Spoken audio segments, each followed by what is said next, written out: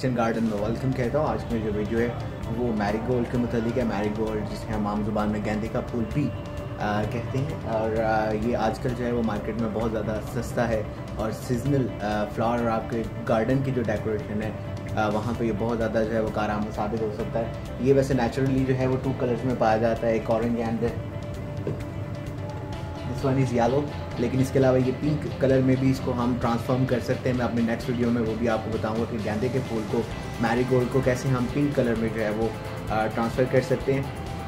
इसमें मैं ये आपको बताना चाहूँगा कि गेंदे के फूल जो है वो हमें आराइशी तौर पर जो है वो सजावट के तौर पर भी हम इसे यूज़ कर सकते हैं। इसके अलावा इसकी खुशबू बड़ी मज़ेदार होती है, बड़ी अच्छी होती है इसकी खुशबू, और खुशबू के अलावा जो है वो इससे हम वाफर मकदार में ऑक्सीजन भी हासिल कर सकते हैं और बड़े ही कम दामों में 200-300 रुपये में हम अपना एक पूरा गार्डन जो है वो सजा सकते हैं। इससे ये तकरीबन एक पौधा जो है वो 25 से 30 रुपये का आपको मार्केट से मिलेगा, नर्सरी से मिलेगा।